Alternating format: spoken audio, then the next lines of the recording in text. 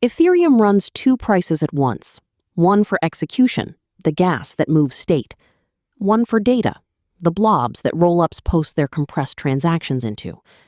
They were built to float independently of each other, and for the first 2 years, the data price barely mattered.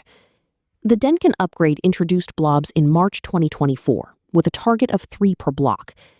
A rollup posting into a mostly empty blob market paid almost nothing to do it. That was the design working.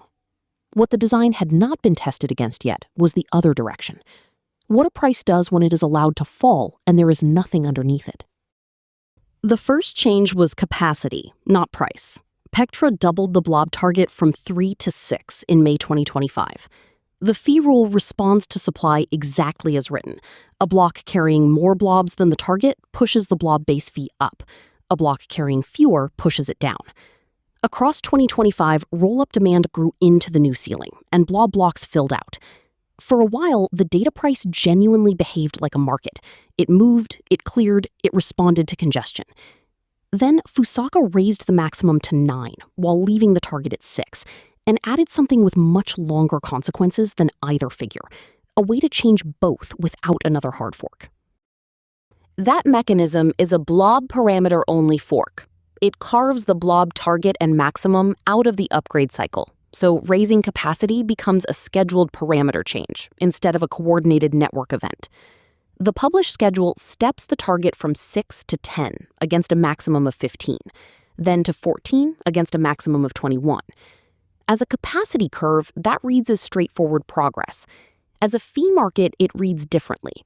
Every step raises supply against demand that then has to grow into it. And the pricing rule is asymmetric in a way that matters here. It only pushes the fee upward while blocks run above target. Below target, it pushes down. And down had almost no floor. The floor was one-wei, not approximately. The blob base fee was permitted to fall to a single unit of the smallest denomination Ethereum has, and under the original rule, it repeatedly did. The proposal that fixed it states the failure without hedging.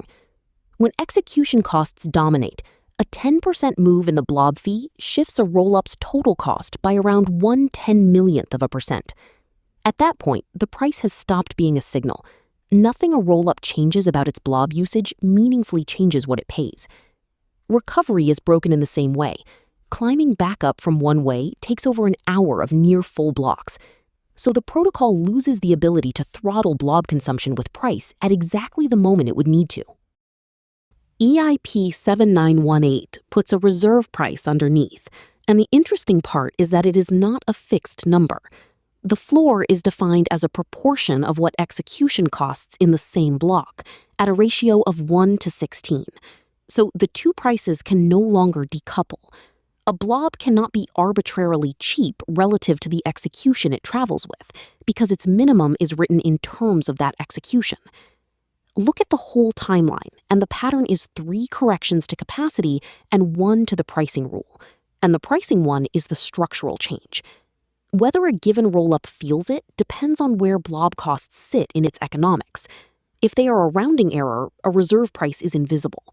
If they are the dominant term, this is the first version of the mechanism where changing blob usage changes the bill. There is a second-order consequence worth naming too. A fee that cannot collapse to nothing is a fee that keeps burning. A parameter introduced for scaling turns out to have been a monetary one the whole time.